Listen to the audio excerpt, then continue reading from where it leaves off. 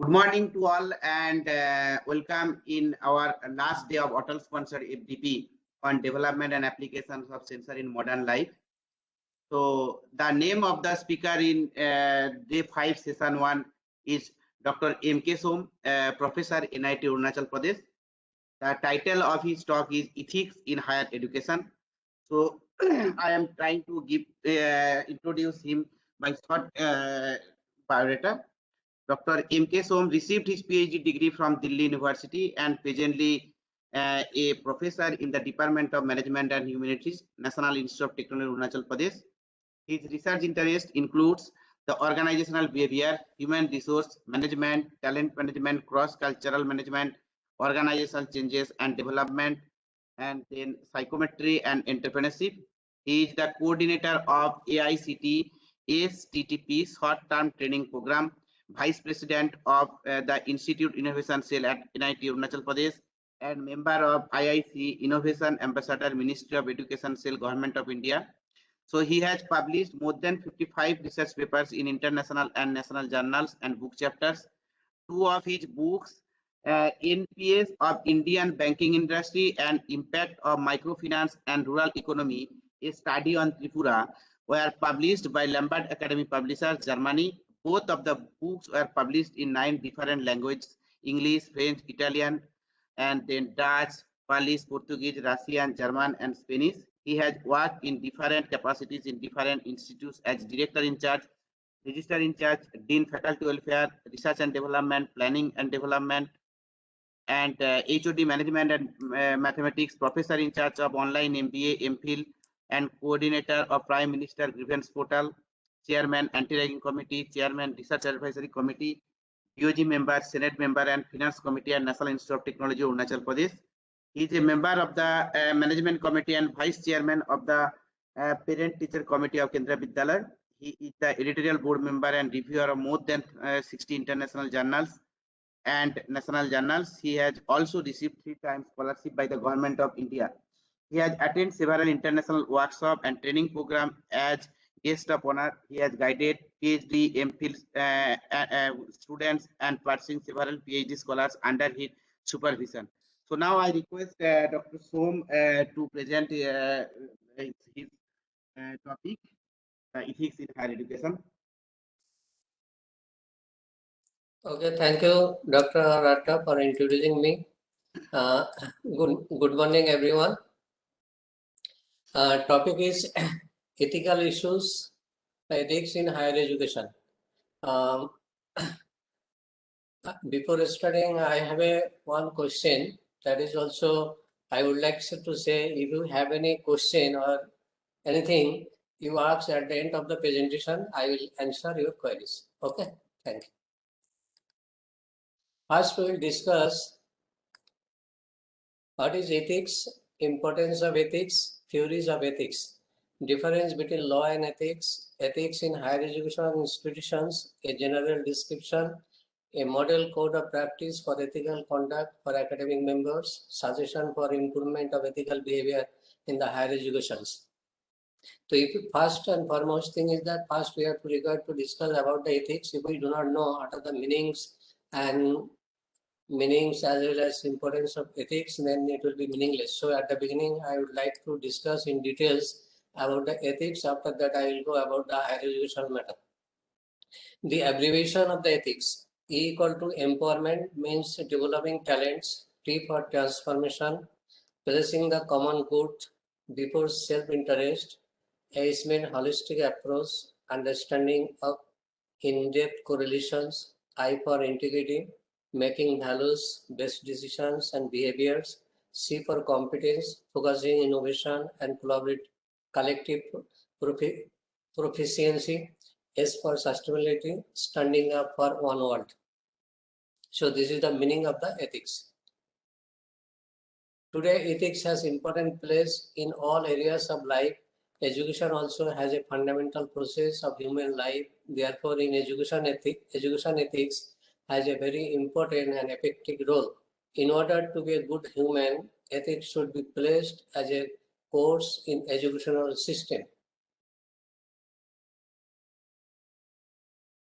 Higher education is leadership education. The values and virtues practiced in universities heavily influence the future leaders. Many institutions of higher education show excellence not only in academic subjects as green campuses with manifold ethics, curricula, and in their community engagement, but also in the value orientation of the board and teaching staff as well as students. But additionally, in many universities around the world, fundamental values and virtues are violated, just like cheating, plagiarism, unethical research, nepotism in staff recruitment, corruption in exams, sexual harassment, or simply the lack of ethics curricula give them the signal to the future leaders that this is how the world functions, and only with unethical behavior can one achieve professional success.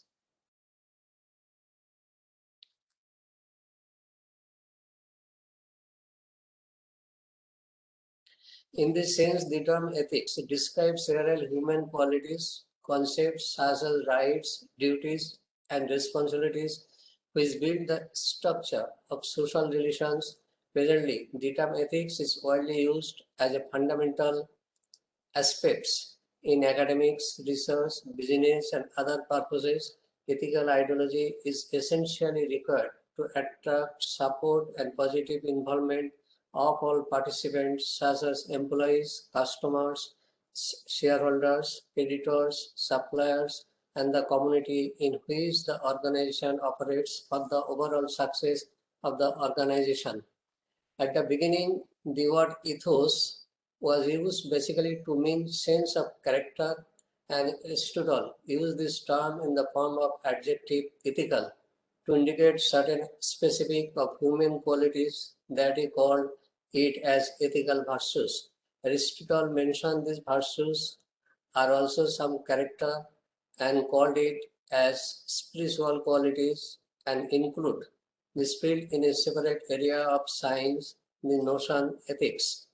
During that time, the term ethics was defined in different ways and focused on the ethical principles and standards that guide some human qualities or interactions like as honesty, truth, fairness, and how people should treat each other.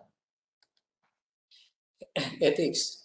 Basically, ethics is a code of moral standards of conduct for what is good and right, as opposed to what is bad or wrong. Ethical behavior that which is right or good in the context of governing moral code. Ethical behavior is value driven.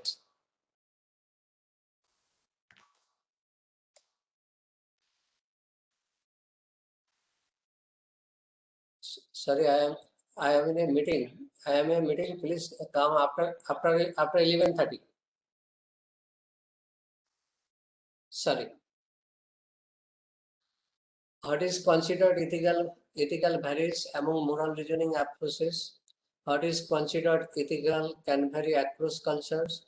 Ethical dilemmas arise as tests of personal ethics and values. People have tendencies to rationalize unethical behaviors. Why does ethics matter? Ethics is our compass for orientation, decision, and action based on values and virtues. Moral reasoning. What is moral reasoning? The results for various ethical practices. From here it can be seen. This is individualism view. This is the moral right view. This is the justice view. There is a utilitarian views. There are 4 views. Based on that, it can be formed moral reasoning. So individualism view. Does a decision or behavior promote one's long-term self-interest? So people will think, yeah, whatever decision I am taking or we are taking, whether it will protect my self-interest. Then moral rights view, does a decision or behavior maintain the fundamental rights of all human beings? That means when it is coming through moral rights, then we will have to see, yeah, what are the decisions or behavior maintaining as a fundamental rights. It will also help all the peoples. Then justice view, Does a decision or behavior show fairness and impartiality? Sometimes people say I should be neutral. So when people are thinking I should be neutral and it will not affect to anyone or any society or any community, then it is justice view. Then utilitarian view, does a decision or behavior do the greatest good for the most people? That means those people who are taking the decision, they are thinking that those people, it will also be good for the most people. So these are the four reasons for moral reasoning. When people take any decision, then people think about these four matters and accordingly they take the final decision. Then ethics and culture. Cultural relativism suggests that there is no one right way to behave. Cultural context determines ethical behavior. Some other way we can see here cultural relativism, moral absolutism. Cultural relativism means no culture's ethics are superior. The values and practices of the local setting determine what is right or wrong. For example, when in Rome, do as the Romans do. That means when you are going Rome, what are the culture of the Romans, you follow that. In terms of the moral absolutism, certain absolute truths apply everywhere. Universal values transcend cultures in determining what is right or wrong. Don't do anything you won't do at home. That means whatever you are doing at your office or other places, but the same thing that cannot be also applied at home. Just like wrestling, you are watching the wrestling, but you cannot practice at home. Ethics and culture, excerpt from Universal Declaration of Human Rights, United Nations, Article 1, all human beings are born free and equal in dignity and rights. Article 18, everyone has the right to freedom of thoughts, conscience, and religion. Article 19, everyone has the right to freedom of opinion and expression. Article 23, everyone has the right to work, to free choice of employment, to just and favorable conditions of work. Article 26, everyone has the right to educate. Then four types of ethical theory. There are four types of ethical theory. Based on that, sometimes people also take their decision. Theory, types of theory, then advantage and disadvantage. Then consequence based, that is utilitarian, stresses promotion of happiness and utility. Disadvantages ignores concerns of justice for the minority population. Then duty-based deontology, that means stresses the role of duty and respect for persons, underestimates the importance of happiness and social utility.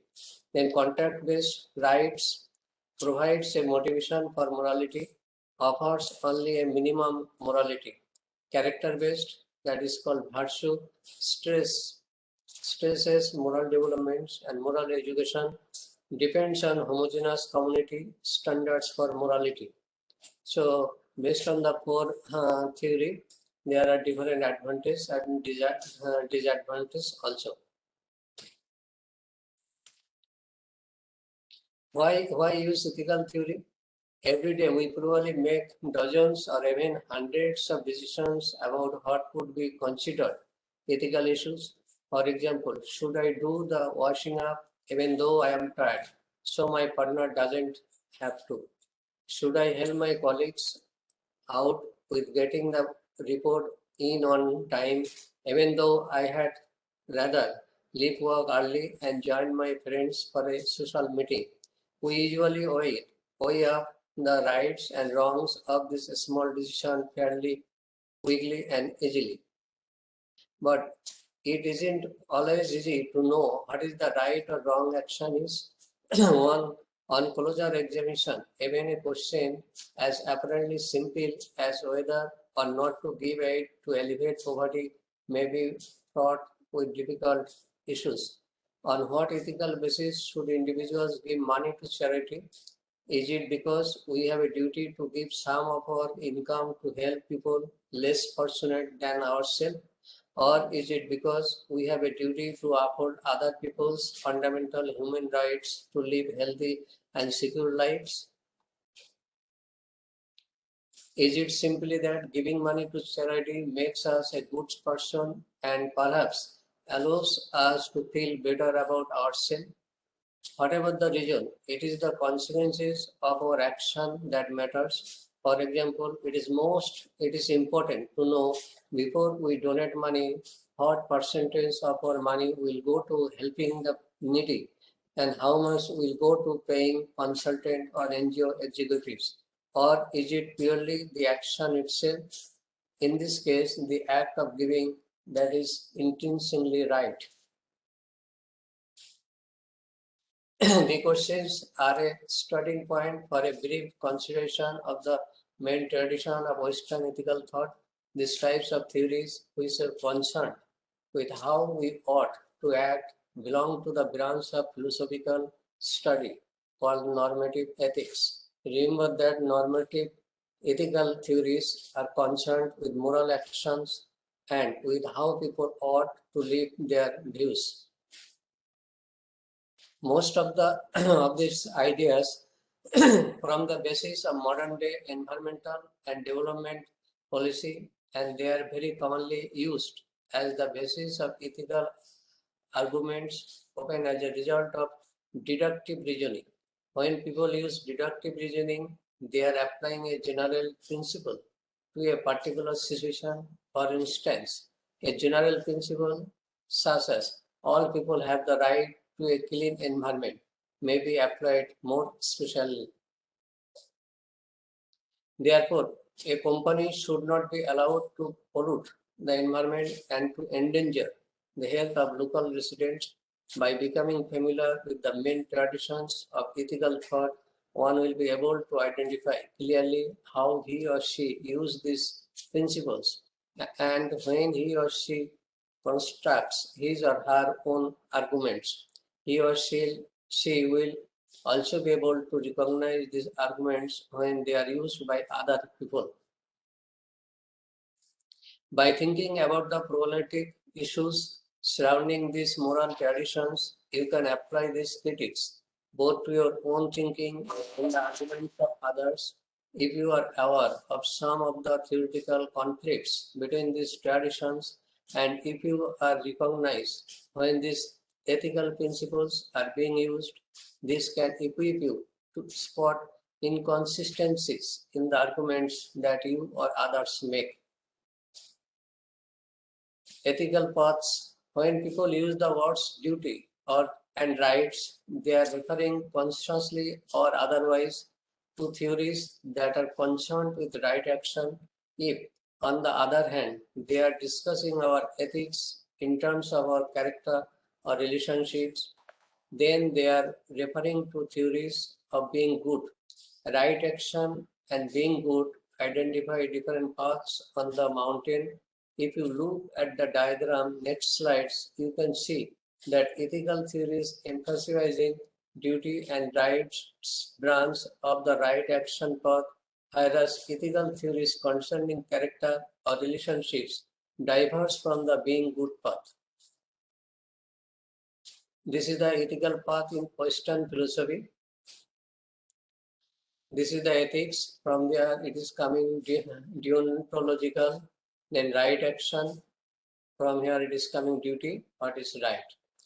If it is teleological, then being good, character, and also the relationship. From teleological, if it is becoming the consequences, then egoism and utilitarianism. Egoism means, that means sometimes people think, okay, it is like that, then I will see. Okay, so people form ego, and there are three types of ego: ego and superego. Okay, so based on that, people form different types of ego within them, and accordingly they act or they react, and accordingly they behave. The main fork in the path in Western philosophy, which 2013 identifies, is that between deontological and teleological ethics. The word deontological is derived from the Greek word deon, meaning duty. It is concerned with right action.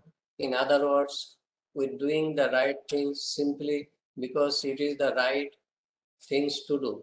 Deontological theories focuses on whether ethical decisions pursue are right or wrong, regardless of the consequences or intentions of those ethical decisions. Then three schools of thought about the extent to the which ethical standards apply across countries and culture exist: ethical universalism, ethical relativism, integrative social contracts theory. Then according to the school of ethical universalism, same standards of what is right and what is wrong are universal and transcend most culture, societies, and religions. Universal agreement on basic moral standards allows a multinational company to develop a code of ethics that is applied evenly across its worldwide operation. Then concept of ethical relativism. According to the school of ethical relativism, what is ethical or unethical must be judged in the light of the local moral standards and can vary from one country to another. Some companies' code of conduct based upon the principles of ethical relativism assume that local morality is an adequate guide for ethical behavior. Then drawbacks of ethical relativism. The ethical relativism rule of when in Rome, do as the Romans do presents problems. It is ethically dangerous for company personnel to assume that local ethical standards are an adequate guide to ethical behavior. What if local standards condone kickbacks and bribery? What if local standards blink at environmental degradation? Integrative social contracts theory. According to the integrative social contracts theory, the ethical standards a company should try to uphold are governed by both a limited number of universal ethical principles that put ethical boundaries on actions and behavior in all situations, and the circumstances of local cultures, traditions, and values that further prescribe what constitutes ethically permissible behavior and what does not. Prioritizing ethical standards. Integrative social contracts theory provides that first-order universal ethics norms always take precedence over second-order local ethical norms when local norms are more permissive.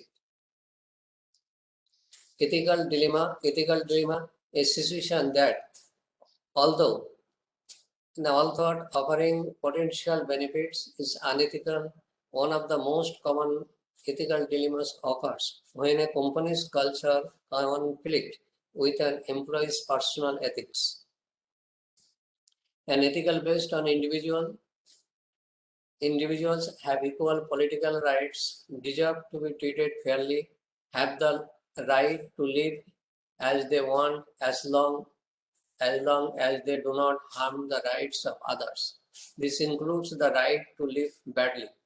A good society is one that treats individuals fairly and protects their rights. This requires efficient, non-corrupt government and business, a clean, non-toxic environment.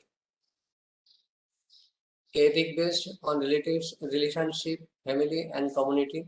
Relationships, families and communities require loyalty, honor, friendships, humility, self-sacrifice, a clean, non-toxic environment.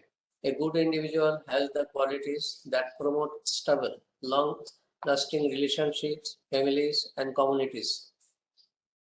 Factors that affect employee ethics, moral development, a measures of independence from outside influences, level of individual moral development, pre-conventional level, conventional level, principled level. Stage of moral development interacts with individual characteristics, the organization structural design, the organization's culture, the intensity of the ethical issues. Factors that affect ethical and unethical behavior. This is the moderator. From here it can be seen ethical dilemmas, stage of moral development. From here it is coming individual characteristics, then issue intensity, then structural variables, then organizational culture. From these four factors, people choose which they will adopt and which they will not adopt. After that, it is coming whether it should be ethical behavior or unethical behavior. Factors that affect employees' ethics, moral development, research conclusions. People proceed through the stage of moral development consequentially. There is no guarantee of continued moral development. Most adults are in stage 4, that means good corporate citizen. Stages of moral development. This is the level. Here is a 3 level: pre-conventional, conventional, and principled. And this is the description of stage. First is pre-conventional. Sticking to rules to avoid physical punishment. Following rules only when doing so is in your immediate interest. In case of conventional, then living up to what is expected by people close to you, maintaining conventional order by fulfilling obligations to which you have agreed. Then principle, valuing rights of others and upholding absolute values and rights regardless of the majority's opinion. Then following self-chosen ethical principles, even if they violate the law. So this is the 3 levels and this is the description. Then individual characteristics affecting ethical behaviors. First is the values, basic convictions about what is right or wrong on a broad range of issues. Stage of moral development, a measure of an individual's independence from outside influence. Then individual characteristics, personality variables, ego strength, a personality measures of the strength of a person's convictions. Locus of control, a personality attribute that measures the degree to which people believe they control their own life. Then internal locus, the belief that you control your destiny. Then external locus, the belief that what happens to you is due to luck or chance. Then structural variables, organizational characteristics and mechanisms that guide and influence individual ethics, performance appraisal systems, reward allocation systems, behaviors, that means ethical of managers and organizations culture, intensity of the ethical issues. Good structural design minimize ambiguity and uncertainty and fosters ethical behavior. Then determinants of issue intensity. Here are these are the issues of intensity. Here from here you can see gradients of harm. That means how many people will be harmed. Then consensus of wrong. How much agreement is there that this action is wrong? Okay. Then concentration of effects. How concentrated is the effect of the action on the victims? Then proximity to victims. How close are the potential victims? Then probability of harm. How likely it is that this action will cause harm? Then immediacy of consequences. Will harm be felt immediately? So these are the issues of intensity, and based on these determinants of intensity, people think how do they will act or react, how do they will harm to other people. All these issues then arise. Then differences between law and ethics. In simple terms, the law may be understood as the systematic set of universally accepted rules and resolutions created by an appropriate authority such as government, which may be regional, national, international, etc. It is used to govern the action and behavior of the members and can be enforced by imposing penalties. Ethics are the principles that guide a person or society created to decide what is good or bad, right or wrong in a given situation. It regulates a person's behavior or conduct and helps an individual in living a good life by applying the moral rules and guidelines. Then basic comparison, law and ethics, meaning the law refers to a systematic body of rules that governs the whole society and the actions of the individual member, actions of its individual member, whereas ethics is a branch of the moral philosophy that guides people about the basic human conduct. Then what is it? Set of rules and resolution, and ethics, it is set of guidelines. Governed by, law is governed by government, and ethics, individual, legal, and professional norms. Then expression, in case of law, expressed and published in writing. In ethics, they are abstract. Violation of law is not permissible, which may result in punishment like imprisonment or fine or both. Whereas in the case of the ethics, there is no punishment for violation of ethics.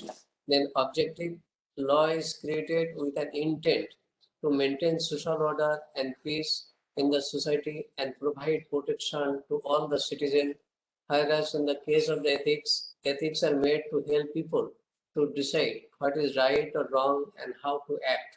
Then binding, law has a legal binding, whereas in the case of the ethics, ethics do not have binding nature. Ethics education can be divided into 4 stages. First is the ethics education in family, then ethics education in school, ethics education in university, ethics education in business. In family, ethics education should focus on descriptive facts. Children observe their parents, that means role models, ethical behavior, and they learn social facts about ethical behavior. In school, students learn what is right and what is wrong. This is a value education or character education. In educational system, generally, ethics is associated with religion. Therefore, instead of ethics course, students take religious course. However, students should learn value clarification and making ethical decision. In addition, school fosters to students become trustful, responsible, and just person. Ethics in school can benefit this. In university, ethics should be professional ethics. Only some students can take ethics course related to their professions in universities. Because in universities, ethics does not give as a course in all departments. This kind of ethical education provides students to realize what is right, make good decisions about ethical issues in their professions. In addition, students learn, evaluate different moral standpoints. In business, people learn some ethical codes about their occupations. This kind of ethics tells how people should act in business life. Then professional code of ethics strive to tell the truth, take care in establishing the truth, be fair, always be ready to explain, do no harm, keep your promises, respect your colleagues, your students, and especially your opponents. Sustain the community, guard your treasure, never be satisfied.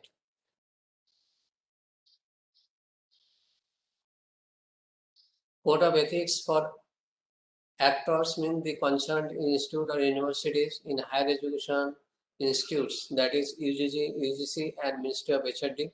First is the integrity. Behavior of the education is consistent with a set of positive moral and ethical principles and standards based on core values. Second point is honesty. All higher education institutions should avoid systematically any form of cheating, lying, fraud, theft, extortion, or other dishonest behaviors. Third is truth. All higher education institutions must tell the truth and not lie in all their communications with the higher education systems. Then transparency. The principle places a requirements for the open disclosure of information on all actors within higher educations as individual, not just on higher education institutions, as organizations. The extent of this obligation will vary depending on the category of the actor involved. Then respect for others. All higher education institutions must show respect for the dignity and for the physical and mental integrity of beneficiaries and stakeholders involved in higher education. recognize the general rights of actors in higher education institutions to preserve their privacy and to be protected from physical and verbal violence. Next is trust, or all higher education institutions can have firm belief in the reliability of each other to be honest, trustful, and act with integrity. Then accountability. All higher education institutions are held responsible for executing their powers properly. Then fairness. All higher education institutions must treat others with impartiality, free from discrimination or dishonesty. Next is equity, justice, and social justice. All higher education institutions must adhere to the educational and social values of sustainability, equality, and justice, and recognize the rights and responsibilities of future as well as current generations to put into practice fair, transparent, inclusive, and sustainable policies and practices in relation to age and disability, gender and gender identity, race, ethnicity, religion and belief, and sexual orientation, provide access to higher education for as many as academically qualified individuals as possible. Democratic and ethical governance and management of the educational system and educational institutions.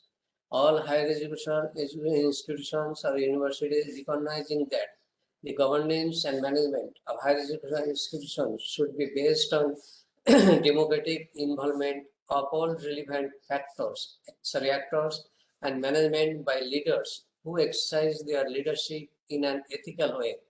Then quality education. All higher education institutions recognizing their unconditional commitment to achieving educational provision which is of the highest quality possible. Then personal and system improvement. All higher education institutions recognizing the importance of making the maximum contribution possible to the continuous improvement of the higher education system. Then institutional autonomy, institutional independence. This involves recognizing the need to give and maintain appropriate autonomy and independence to individual institutions within a national education system so that an excessive centralized political control of education is avoided. Next, international cooperation. All higher education institutions recognizing the importance of positive international collaboration in education activities. To this can be added the following form: other international sources relevant to higher education: selflessness, objectivity, openness, leadership, and academic freedom. A model code of practice for ethical conduct by academic members in higher education institution. What should be the principles of the academic members? Members of academic staff appointed according to the provision of the law on higher education are expected to conduct themselves in accordance with the general principles of ethical conduct underlined in the cover document of codes of ethics, and those principles should apply to academic staff relations with the governing body, management, and other organs of the institution, other academic and support staff, students, and any other persons or groups having a contextual or other relationship or interest in the work of the institution. Then, in pursuance of general principles of ethical conduct, each higher education institution must adopt and publish rules governing conduct, including discipline and sanctions, appointment, promotion, and termination of appointment, scientific research, examinations, and assessment. As a minimum, these rules should expressly incorporate the principles of ethical conduct and provide sanctions for non-compliance in accordance with the legislation in force. General guidelines of a higher education institution, academic members. Academic staff of a higher education institution has the right to freedom of expression and freedom of inquiry, to be judged as a scholar and a teacher on the basis of intellectual and professional criteria and not on their political and religious views or other matters of personal preference, to decide on the content of the courses that is in line with the requirements of the curricula, to grade students' performance and achievements according to the grading policies of the university and preset grading criteria, not to accept an instruction to act or refrain from acting in a particular way from any individual except a higher authority, or from any political party, trade union, or religious groups, except as permitted by the legislation in force. To report any alleged non-compliance with the legislation in force of the ethical principles to the relevant authority in confidence without adverse personal consequences. Academic members of a higher education institution has the responsibility to place the interest of the institution above their own interest and should not seek to profit from their positions otherwise than provided by the legislation in force. In relation to any person or group within or external to the institution, not to solicit or accept any bribe or other unlawful financial considerations, or seek or accept any other personal favor which may influence them in their work, and must immediately report any attempt to bribe or offer personal favor to the relevant authority defined in rules of the institution. To declare in writing to the rector, that means registrar, where they or any other member of their immediate family have any personal interest in issues affecting their work, human resources, including staff appointments and promotion. It should be promotions, financial, contextual, or other relevant matters. Do not misuse the resources of the institution or personal or commercial information held by it, including intellectual property, for personal gain or that of any other person or group. To conduct themselves according to the general principles of ethical conduct when participating in an appointment, promotion, or other commissions affecting academic staff, and when participating in commissions or other bodies concerned with admission, assessment, examination, and other actions relating to students, and in individual and group activities with students. To respect the students of the university and to avoid any exploitation or harassment or discriminatory treatment of students, to respect the diversity of students, including but not limited to their political and religious beliefs. Then disciplinary measures and sanctions. Disciplinary measures should be based on the principles of fairness, confidentiality, and timely notice. Complaints on the violation of the codes of practice for academic members' ethical conduct should be in writing to the respective departmental spiritual unit of the higher education institution mandated with the responsibility to consider and decide on alleged violation of the ethical conduct. The mandated unit has to decide whether the complaint has reasonable basis for identifying the violation, or whether the facts featuring the alleged violation constitute a breach of ethical conduct of the academic staff. Parties to the case should be notified in writing in accordance with the higher education institution relevant policy, highlighting procedures for timely notifications. Sanctions possibly imposed could be warning and or dismissal. Appeal academic staff has the right to appeal the decision of the mandated unit of the determination of the decision measures. Appeal must be made to a higher institutional body than the mandate unit, and it must be within time-bound period after the notification of determination. Appeal must be in writing and state the grounds for appeal. No further appeal can be appealed within the higher education institution.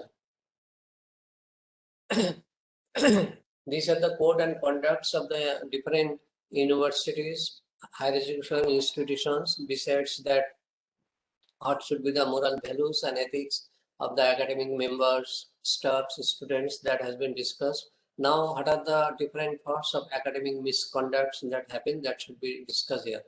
First is the cheating, second is the plagiarism and other misappropriation of the work of another, falsification of data, improperly obtaining or presenting laboratory or field data, dishonesty in publication or attempted publication of collaborative work without the permission of the other participants, abuse of confidentiality, misuse of computer facilities, misuse of human subjects, misuse of vertebrate animals, illegally or carelessly obtaining or using dangerous substances or providing such substances to others, falsification or unauthorized modification of an academic record, obstruction of the academic activities of another, other forms of academic misconduct that are commonly accepted within the scientific community,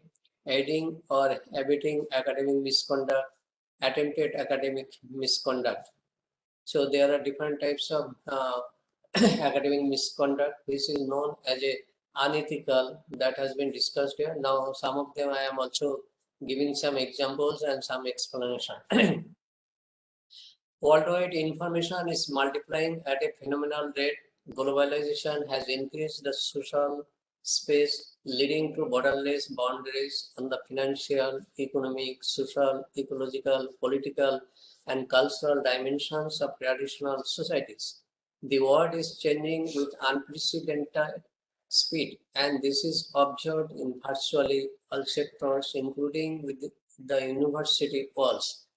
Following the financial crisis of the 2008 and the collapse of the institutions and even governments, a phenomenon that started in the United States of America in the year 2008.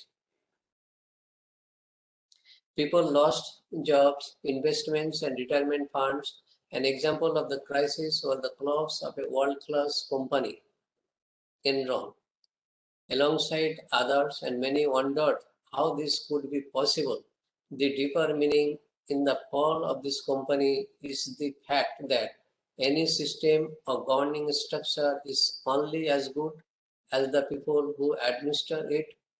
In the case of the Enron, the need for morally informed corporate governance founded on solid ethical principles has been quite obvious. Abdicating such leadership in attempting to cover up poor management decisions in sometimes that cannot stand if society is to be free and virtuous. Writing in the New York Times in his January 18 editorial, Paul Krugman made the point that the Enron debacle was not just the story of a company that failed. It is the story of a system that failed, and the system did not fail through carelessness. It was corrupted. See how the different renowned and prominent companies it is going to fall because of the corruption.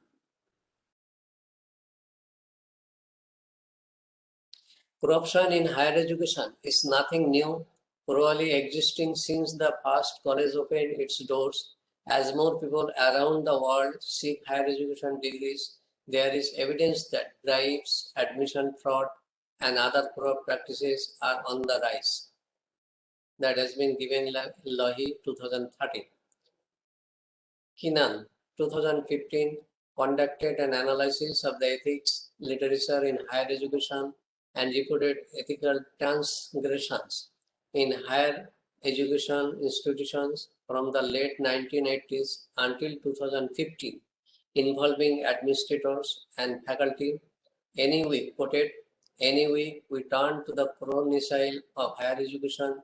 It is a veritable scandal sheet on the academy.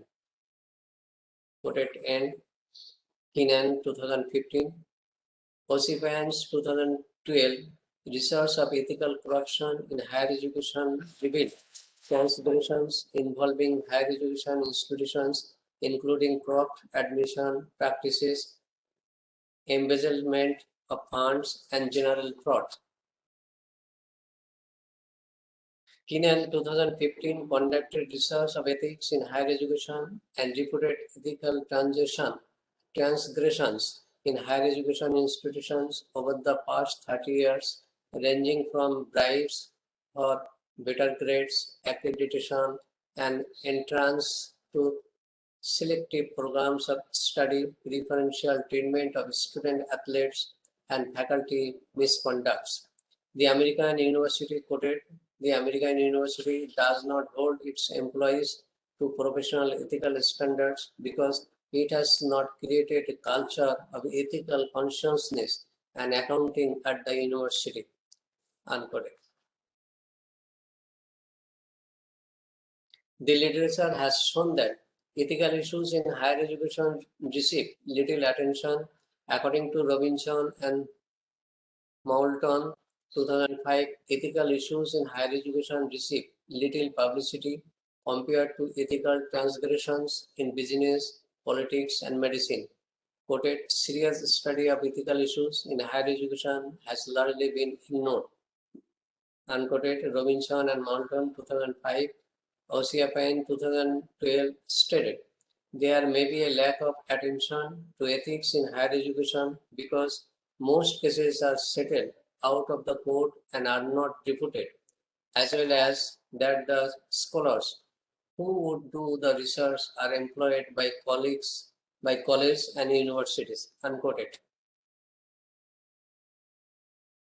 According to the US Department of Education, National Center for Education Statistics, 2015, there are approximately 3,000 four-year colleges in the United States, and this number continues to grow. Administrators and faculty at the forefront of higher education institutions, and administrators provide the leadership for the college, and they are responsible for the supervision and administration of the college efforts and services. In 2016, the US Department of Labor Bureau of Labor Statistics reported that college administrators oversee academic affairs and student service, including admissions, register, financial aid, student affairs, and are responsible for developing academic policies, hiring faculty, and managing finances.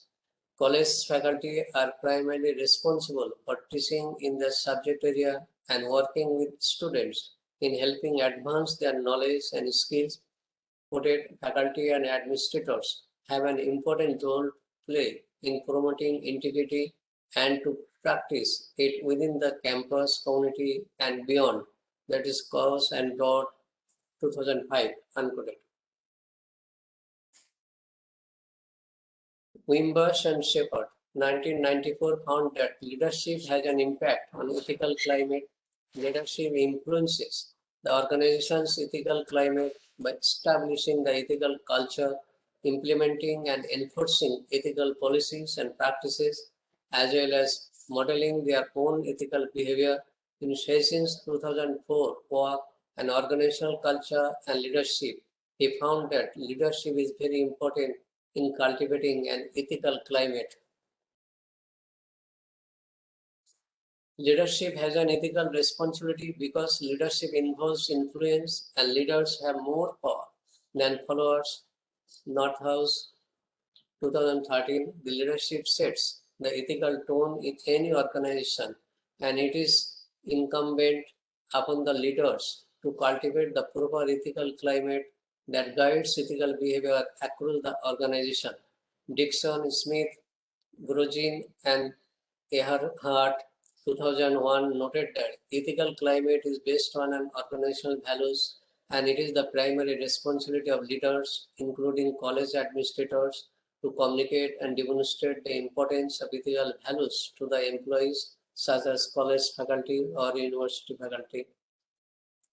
Martin and Cullen 2006 posted that there are other factors that could impact ethical behavior of employees, including organizational commitment and job satisfaction. Organizational commitment of employees consists of supporting the organization mission and purpose and the need to be a part of the organization. Job satisfaction posits that the employees are satisfied with their jobs, promotion potentials, co-workers, and superiors. Now, we can see that actually this corruption in the education, not only in India, it is throughout the world, and some of the examples that I have already explained here. Now, we will discuss other unethical behaviors. Now, what is the plagiarism? Plagiarism is expression that improperly and deceptively incorporates existing work either without authorization or without documentation or both.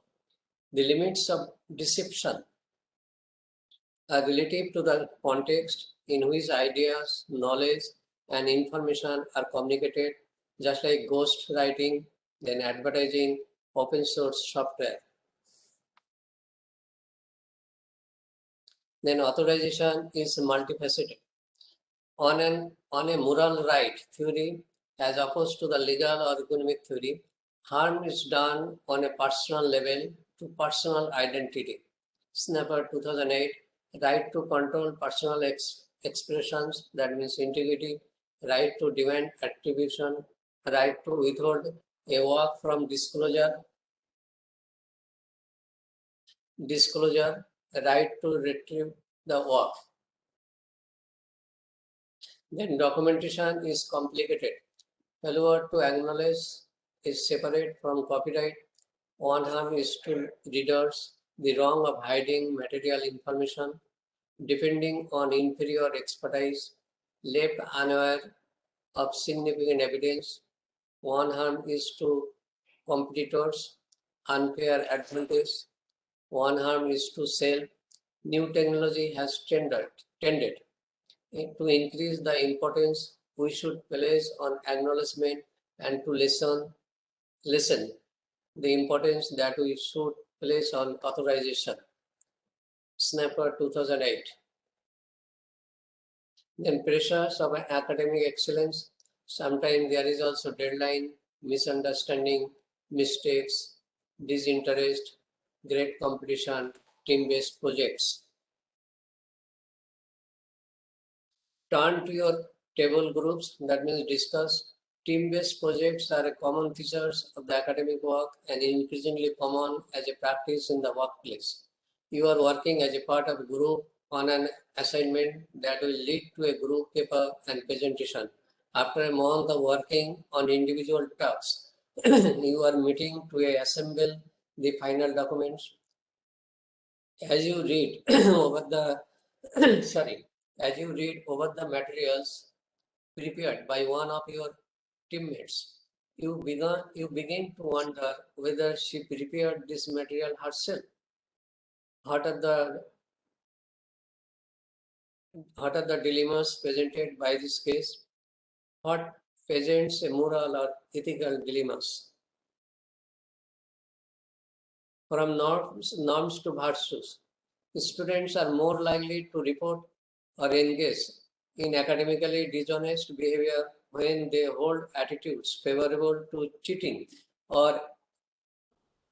and when they perceive that social norms allow cheating. The virtues of honesty, trust, fairness, respect, and responsibility, when taken together, provide the foundation of a flourishing academic life. This is Hinman 2005. Then fundamental value, honesty. An academic community of integrity advances the quest for the truth and knowledge by requiring intellectual and personal honesty in learning, teaching, research, and service. Classroom versus online conversations. Does anonymity enhance or diminish honesty? Then fundamental value, that is trust. An academic community of integrity fosters a climate of mutual trust, encourages the free exchange of ideas, and enables all to reach their dishonest potential. Trustworthiness is a complement to trust, are better teaching and more feedback part of the equation. Then fundamental value, fairness, an academic community of the integrity establishes clear standards, practices, and procedures and expects fairness in the interactions of students, faculty, and administrators. Then fundamental values, respect. An academic community of integrity recognizes the participatory nature of the learning process and honor and respect a wide range of opinions, ideas, listening and engaging ideas, personal identity in the online environment, property issues in evolving legal and technological context. Then fundamental value, that is responsibility. An academic community of integrity upholds personal accountability and depends upon action in the face of wrongdoing. This is who I am. Then academic integrity. Academic integrity is a commitment, even in the face of adversity, to 5 fundamentals values. First is honesty, second trust, third is fairness, fourth is respect, and fifth is responsibility. From these values follow principles of behavior that enable academic communities to translate ideal into action. Then 4 programs, ethics for institution, objectives, encourage ethical behavior, develop of standard and instructions, structures, build capacity target groups. Higher educational institutions shall have holistic and integrity approach, covers many aspects such as ethics directed in higher education institution, ethic model of excellence to train in trainers, expert on ethics to support the institutional assessment. Then ethics for teachers, objective encourage ethical behavior in teaching and researching, provide training, course content, resource and tool for teaching on applied ethics, target groups, teachers, supervisors, training professionals, competence, that is competence driven programs include online course, ethics in higher education for teaching, online course, responsible leadership, together with the university workshop, training of teachers and trainers. Then ethics for students, encourage and embed ethical behavior in students through learning and researching, offer new perspectives on intercultural exchange and dialogue for peace and sustainable development, target group, undergraduate, postgraduate, researcher and doctoral candidates. Online empowerment programs include video lectures, environmental and sustainability ethics, online course, cyber ethics, interreligious cooperation for peace, together with the worldwide learning.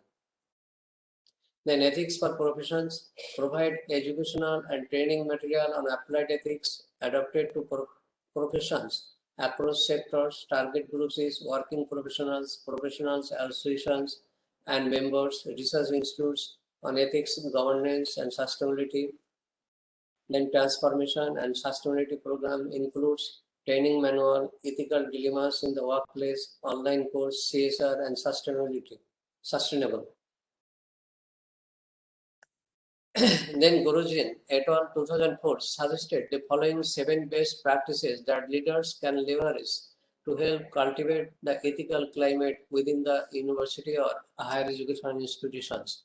First is use value-based leadership. Leadership approaches help to increase an organization ethical values, leading to greater congruence of values between the employees and the organization. Set the example. The behavior of leader is a powerful communication mechanism that conveys the expectations, values, and assumptions of the ethical climate, established clear expectation of ethical behavior through the development of ethical policies, practices, and training. Ethical policies are integrated through ongoing communication and reinforcement, including employees orientation, development, and training programs.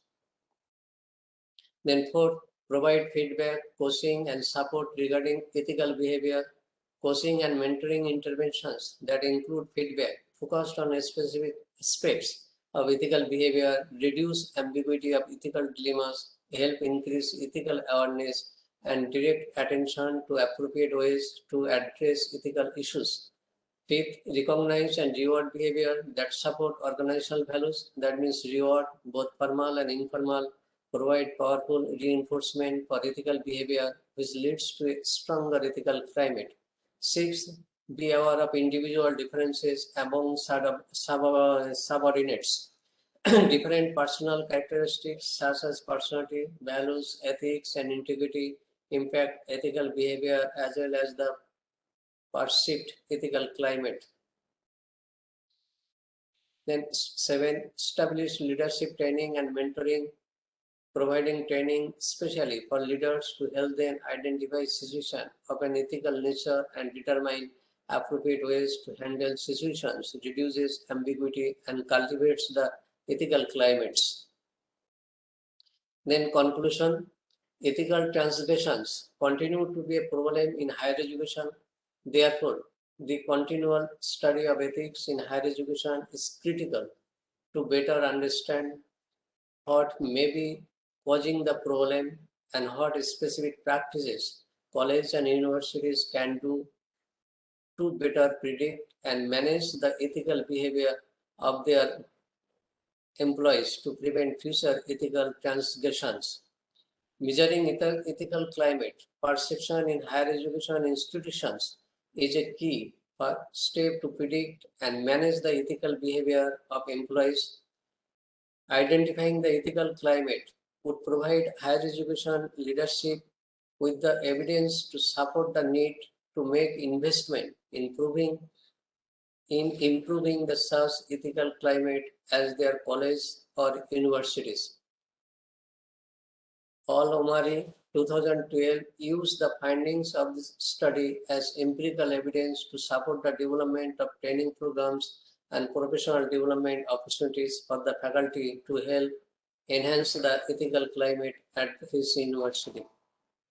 There are many best practices to foster a positive ethical climate at a higher education institutions. A positive ethical climate starts with leadership. The leadership establishes the ethical culture and ethical policies and programs, such as training and mentoring to enlighten and encourage ethical behavior. The leadership needs to continuously communicate and reinforce the importance of the ethical behavior and take the necessary actions to promote a positive ethical climate for employees. Higher education is such an important institution committed to shaping the future of leaders of tomorrow. Therefore, it is critical that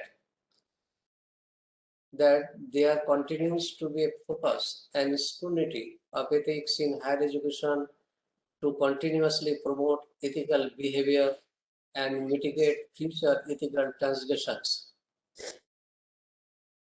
Thank you all. If you have any question or anything, you can ask to me.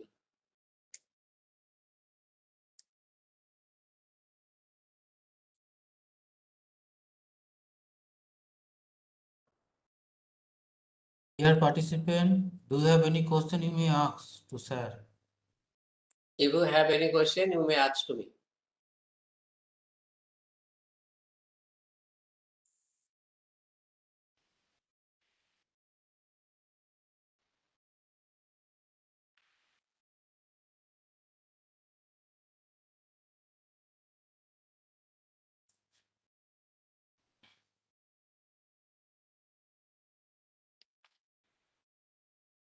I think, sir, participant doesn't have any query. Thank you for kind lecture. Okay. Thank you, sir. Okay, thank you. I think there should be some question, but most of the topics I have covered from different angles with different examples. So I think the participant have enjoyed it because Okay. I tried my best to give in different angles with examples so that the participant can understand it easily. Okay, thank you all. Thank you.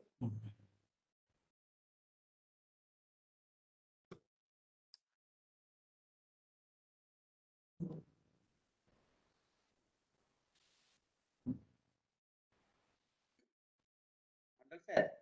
Hmm. Hello, Hello. Mandal sir. Huh.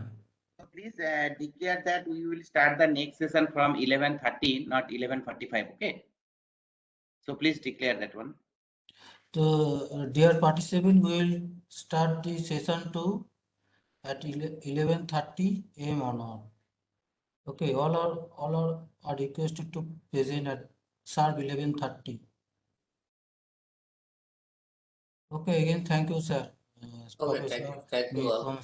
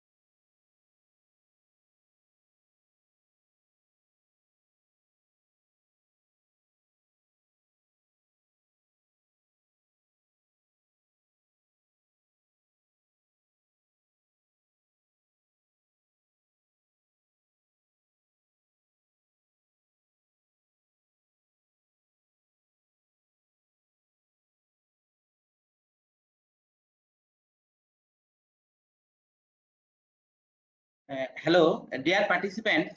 Some participant has joined in the name of Susma. May I know his or her name?